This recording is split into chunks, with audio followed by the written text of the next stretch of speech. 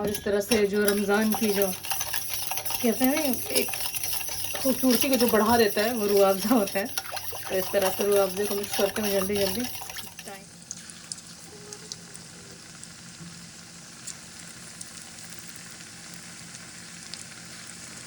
तो देखिए फ्रेंड्स, अल्हम्दुलिल्लाह ये जो रोज़े रमज़ान का जो पहला दिन था हमारे यहाँ, ये इफ्तार तैयार हो गया है। ये रही दूध फेनी और शरबत अल्हम्दुलिल्लाह। चलिए फ्रेंड्स, इसी तरह फ्रूट का प्लेटर हम तैयार कर लेते हैं इस तरह से। टाइम काफ़ी, और एप्पल्स को आप जैसे काटना चाहें अपने हिसाब से इस तरह से काट लें।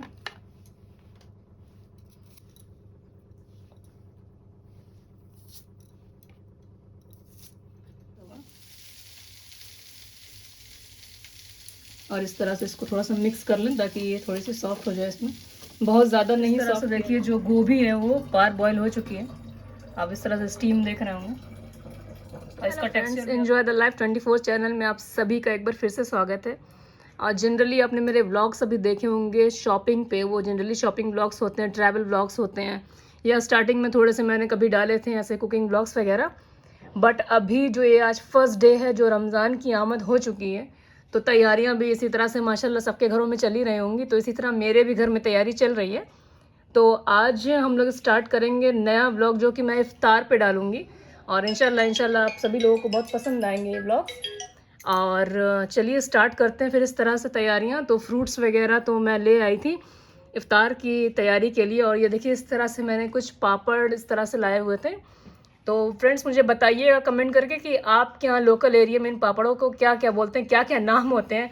देखिए ये जो जाली वाला पापड़ है इसका तो मुझे भी नाम नहीं पता, बस मैंने इसे देख के ख़रीद लिया था, और ये काफ़ी अच्छा होता है खाने में। और ये जो कलरफुल वाले आप देख रहे हैं इस तरह से, हमारे यहाँ तो लोकली इसको भिंडी वाले बोलते हैं, क्योंकि इनका जो शेप आप देख रहे हैं वो भिंडी जैसा होता है, जैसे भिंडी काट के बनती है इस तरह से देखिए। और ये काफ़ी अच्छे, ये जब फ्राई हो जाते हैं तो काफ़ी अच्छे तलने पर ये टेस्ट भी करते हैं और दिखते भी काफ़ी अच्छे हैं।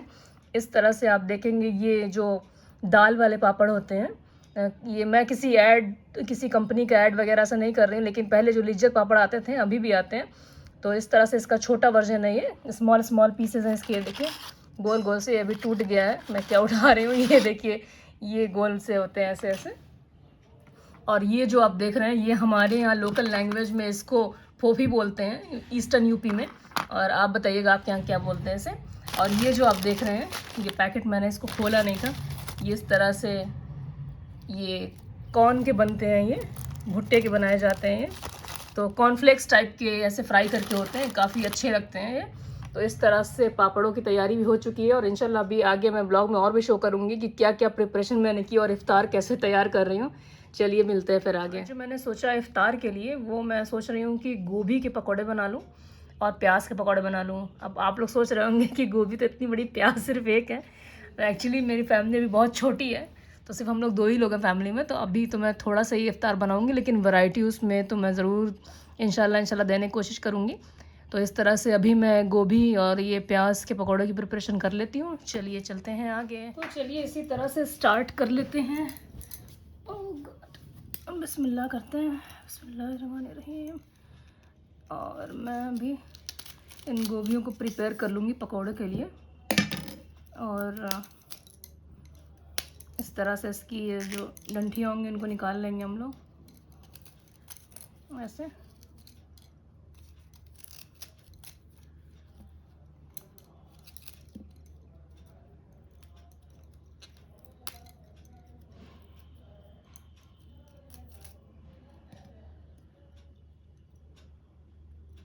और चलिए फिर इसी तरह डायरेक्ट बिना काटे मैं ऐसे हाथ से ही निकाल लेती हूँ इसे। ये देखिए इसे अलग कर लेंगे ऐसे, और एक पीस और निकाल लेंगे, बिकॉज़ यू नो फैमिली छोटी है तो इतना ही इनफ होगा मेरे लिए। तो ये बाकी बची हुई जो गोभी से मैं साइड कर लेती हूँ, इसे अच्छे से क्लीन कर लें गोभियों को ऊपर से, बहुत ज़रूरी होता है ऐसे क्लीन कर लेना, बिकॉज़ इन्हें वॉश तो करना ही है, बट एक थिन सी लेयर, एक पतली सी लेयर अगर हम लोग निकाल लें इसमें से तो ये काफ़ी अच्छी हाइजेनिक और हेल्दी हो जाती है और भी ज़्यादा। और इस तरह से इसकी ये साइड भी क्लियर कर लेंगे हम लोग इस तरह से। देखिए ये काफ़ी अच्छी होगी देखने में। और चलिए इसी तरह से बाकी गोभियों को भी निकाल लेते हैं। ऊपर से एक पतली सी लेयर, और ये देखिए इसी तरह से इसे मैंने क्लीन कर लिया है। आप देख सकते हैं इसे इस तरह से। तो ये हो गया।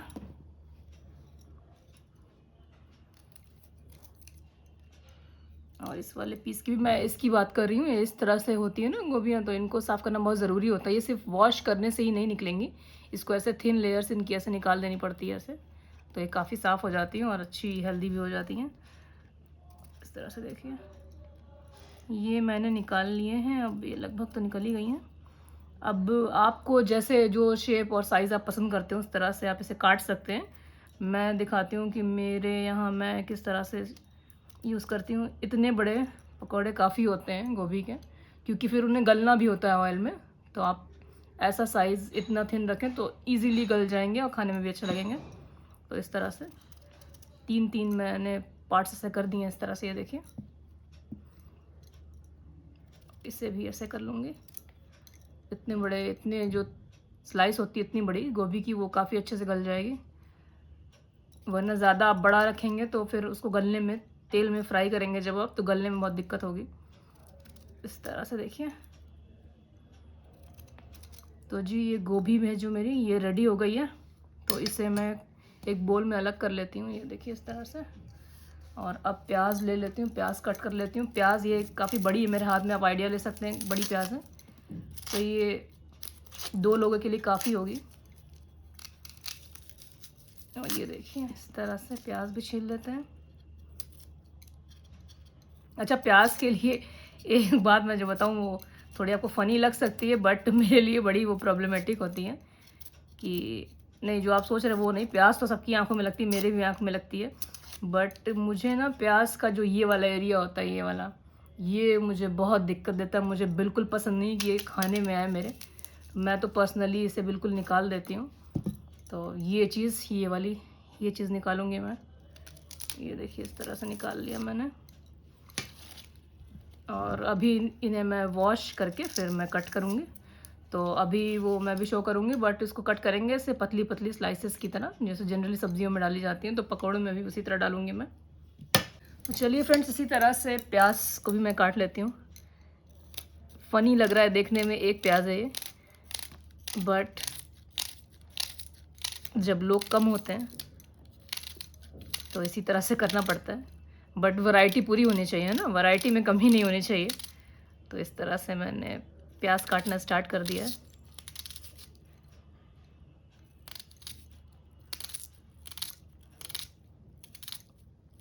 और इस तरह से इफ़्तार में जो वैरायटीज़ होती हैं वो मुझे बहुत पसंद है। आप थोड़ा ही थोड़ा सामान बनाएं, लेकिन कई सारा बनाएं तो मज़ा आता है ना। तो इस तरह से मैं प्याज काट लूँगी।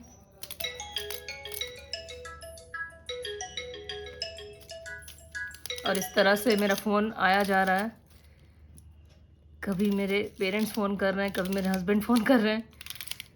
ओह गॉड। चलिए इस तरह से प्याज मेरी लगभग कट गई है। इसी तरह से देखिए मैंने बेसन ले लिया है और मेरी प्याज तो कट के रेडी हो गई थी। तो अभी मैं जो बेसन प्रिपेयर कर रही हूँ वो मैं गोभी के पकौड़े के लिए करूँगी। और इस तरह से सबके पास किचन में इस तरह का एक जो मैजिक बॉक्स जो होता है हमारा, ये जादुई जो बॉक्स होता है मसाले वाला, इस तरह से सभी के पास होता ही है घरों में। तो इस तरह से मैं हल्दी ले लूँगी और थोड़ी सी लाल मिर्च ले लूँगी। बहुत तीखा नहीं प्रेफर करते हैं हम लोग जनरली, अगर आप करते हो तो आप बिल्कुल ले सकते हैं। थोड़ा सा मैं ज़रा सा, बहुत चुटकी से मैं गरम मसाला लूँगी यहाँ पर, और नमक इसमें डालना है मुझे। तो इस तरह से देखिए, वही मेरा जादुई जो पिंक सॉल्ट होता है वो मैं यूज़ करती हूँ। तो काफ़ी हेल्दी होता है पिंक सॉल्ट, तो इस तरह से आप यूज़ करें। नमक अपने स्वाद अनुसार, स्पेशली अगर किसी को बीपी वगैरह प्रॉब्लम है तो वो तो बिल्कुल ही कम नमक को यूज़ करें, क्योंकि नमक बहुत हार्मफुल होता है। इस तरह से नमक डाल दिया मैंने। और जो मैं प्रेफर करती हूँ गोभी के पकौड़ों में, वो देखिए मैं क्या डालती हूँ। मैं थोड़ा सा, बिल्कुल ही थोड़ा सा ये अजवाइन में डालूँगी इसमें। तो इस तरह से इसको थोड़ा सा क्लियर कर दें ऐसे।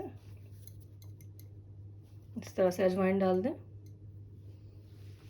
और चलिए फिर अब हम मिक्स कर लेंगे इसे।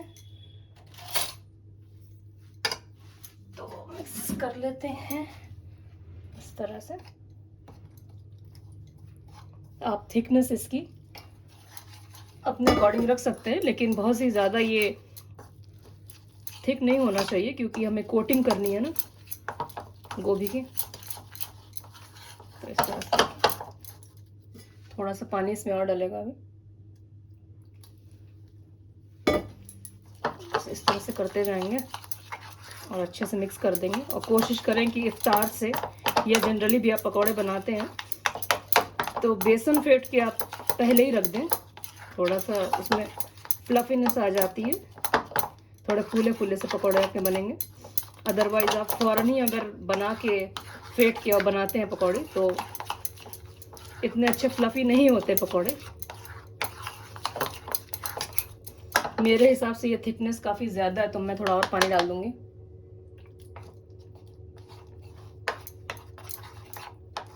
थोड़ा सा और लगेगा पानी। इस तरह से देखें।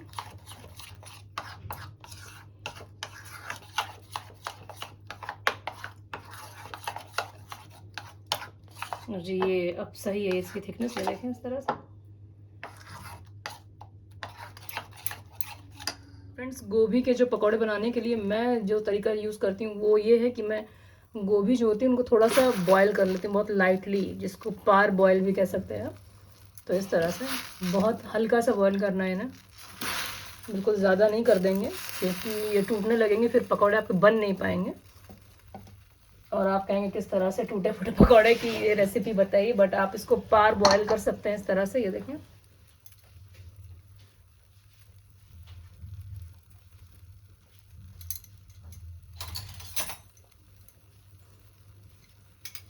तो चलिए जब तक कि गोभी जो है थोड़ी सी बॉयल होती है हम दूसरा काम कर लेते हैं। इस तरह से देखिए जो गोभी है वो पार बॉयल हो चुकी है।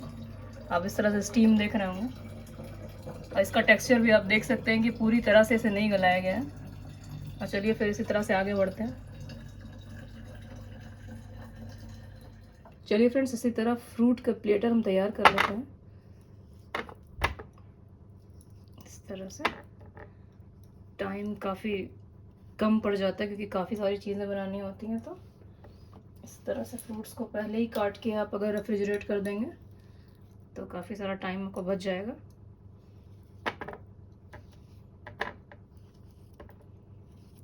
तो इस तरह से ये पपाया हो गया।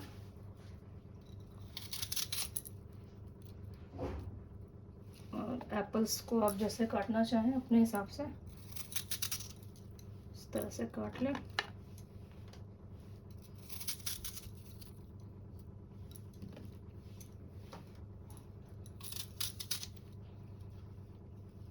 देखिए ये हो गया। थोड़ा सा शिफ्ट कर लेंगे प्लेट को हम, ताकि इसमें और फ्रूट्स भी हम ऐड कर सकें। इस तरह से देखिए ऑरेंज भी ऐड कर दूंगी मैं इसमें।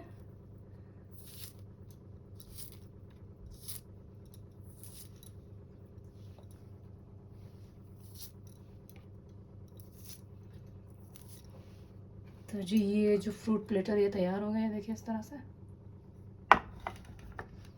और इस तरह से जो रमज़ान की जो कहते हैं ना एक खूबसूरती को जो बढ़ा देता है वो रूह अफ़ज़ा होता है। तो इस तरह से रूह अफ़ज़े को मिक्स करते हैं जल्दी जल्दी, टाइम बहुत कम है। तो इस तरह से मिक्स करके आप इसे रेफ्रिजरेशन में रख सकते हैं। और इस तरह से कढ़ाई जो है वो गर्म हो गई है तो मैं इसमें तेल डाल देती हूँ इस तरह से। ये देखिए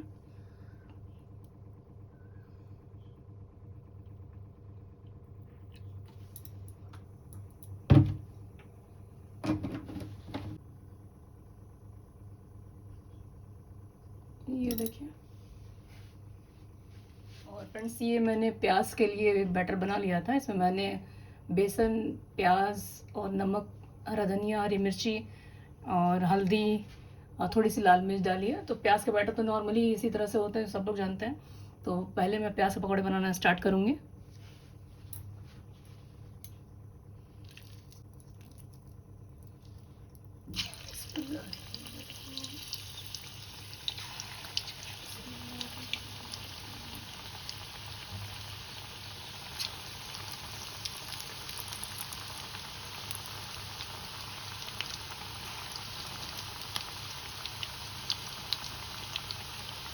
और ये बिस्मिल्लाह के साथ मेरी प्रिपरेशन जो है तैयार हो चुकी है और मैंने इसे स्टार्ट कर दिया है। ये देखिए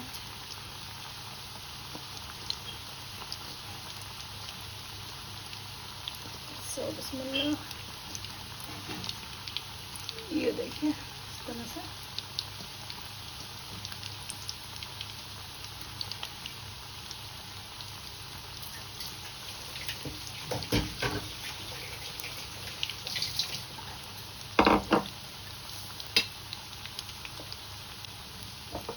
और जब तक मैंने एक बोल में ये गोभी डाल दी है, जो मैंने गोभी बॉईल की थी और गोभी का जो मैंने बैटर बनाया था उसमें गोभी मैंने ऐड कर दी है।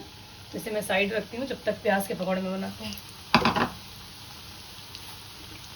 अब चलिए इसी तरह इन्हें फ्लिप कर लेते हैं और पलट लेंगे ऐसे। तो भाई पकौड़े आप कितने बना लीजिए, अगर जब तक प्याज के पकौड़े नहीं बनते खाने में तब तक मज़ा नहीं आता है। तो इस तरह से तैयार करेंगे हम। और टाइम का भी बिल्कुल ख्याल रखें आप लोग, क्योंकि टाइम जो रमज़ानों में होते हैं वो एक पर्टिकुलर टाइम होता है जब हमें रोज़ा खोलना होता है। तो इसी तरह से सहरी और इफ्तार में टाइम को बिल्कुल मद्देनज़र रखते हुए अपना सारा काम करें। तो बस मेरे पकौड़े थोड़ी देर में बस रेडी होने वाले हैं। तो जी इसी तरह से आप देखेंगे जो पकौड़े हैं वो रेडी हो गए हैं। तो मैं इन्हें अब प्लेट में निकाल लेती हूँ। मैं नाइफ़ यूज़ करती हूँ, मेरे हाथ में नाइफ़ जो है वो काफ़ी सेट हो गया है निकालने के लिए। ये पकौड़ों को आप अपने हिसाब से कर सकते हैं, कोई स्पून या लेडल इस तरह से यूज़ कर सकते हैं।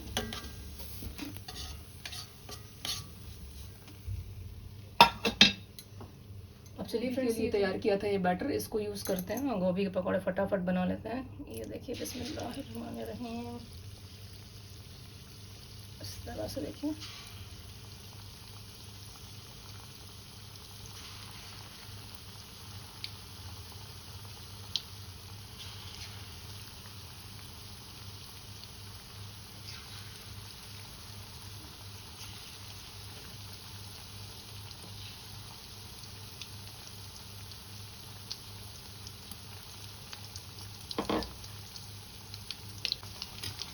इस तरह से देखिए, अगर ये गोभी थोड़ी थोड़ी हो गई है नीचे के साइड से तो इसे फ्लिप कर दें। ये देखिए इस तरह से फ्लिप हो जाती है। थोड़ी देर आप इन्हें छोड़ दें। पकौड़े डालते ही इन्हें फ़ौरन ना पलटने की कोशिश करें क्योंकि ये टूट जाएंगे।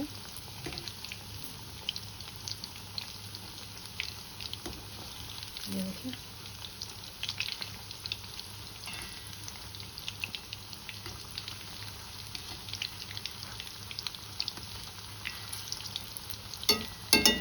तो जब ये मेरे पकौड़े फ्राई हो जाएंगे उसके बाद मैं कुछ पापड़ जो मैंने लिए थे वो मैं फ्राई करूँगी। जैसे देखिए इन्हें फ्राई करने का टाइम आ गया है क्योंकि टाइम बस होने ही वाला है इफ्तार का। तो इस तरह से देखिए फ्रेंड्स, पापड़ तलने का टाइम आ गया।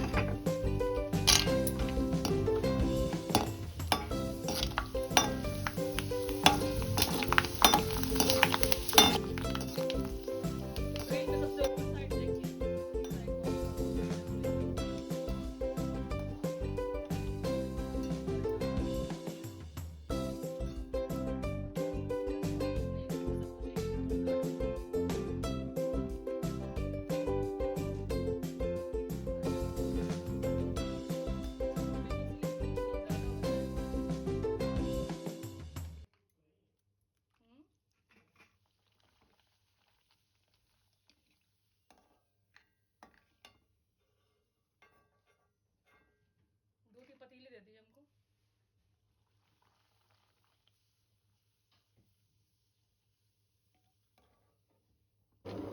और ये देखिए फ्रेंड्स, ये मैंने दूध फेनी की प्रिपरेशन अभी स्टार्ट कर दी। मैंने इसमें मिल्क में चीनी डाल दी है और बादाम डाल दिए हैं।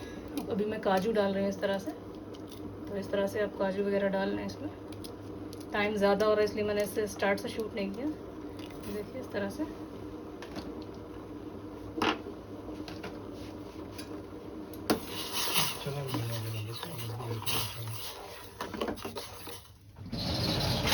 कुछ छूटा देखिए फ्रेंड्स, ये जो दूध था इसमें मैंने बादाम और काजू डाला हुआ था। ये दूध फेंकने के लिए मैं इसे इसमें डाल लूँगी एक बोल में। और मैंने शक्कर भी इसमें डाल दी है। मेरे हस्बैंड को चिंता हो रही, पता नहीं मैं कहीं शक्कर भूल गई हूँ। इस तरह से देखिए डाल दिया मैंने। और अब हम ऐड कर देंगे इसमें दूध फेनी। और चलिए फिर इसमें ऐड कर लेते हैं दूध फेनी, जो मिल्क मैंने बनाया था बॉईल करके। इस तरह से क्रश कर लेंगे।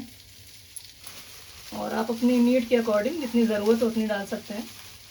मैं सिर्फ 2 लोगों के लिए बना रही हूँ, तो आई थिंक इतना सफिशिएंट होगा। और इस तरह से इसको थोड़ा सा मिक्स कर लें ताकि ये थोड़ी सी सॉफ्ट हो जाए। इसमें बहुत ज़्यादा नहीं सॉफ्ट किया जाता दूध फेनी को, थोड़ा क्रंच होना चाहिए। तो मैं बस इसको इसी पोजीशन पर छोड़ दूँगी। Thank you so much. देखिए फ्रेंड्स, अल्हम्दुलिल्लाह ये जो रोज़े रमज़ान का जो पहला दिन था हमारे यहाँ, ये इफ्तार तैयार हो गया है। ये रही दूध फेनी और शरबत अल्हम्दुलिल्लाह तैयार हो गया इस तरह से, पापड़ वगैरह। और अल्हम्दुलिल्लाह खजूर से ही स्टार्ट करेंगे, जैसे सब लोग स्टार्ट करते हैं रोज़े को खोलना। इस तरह से पकौड़े भी तैयार हैं और फ्रूट्स वगैरह भी ऐसे रेडी कर लिए हैं।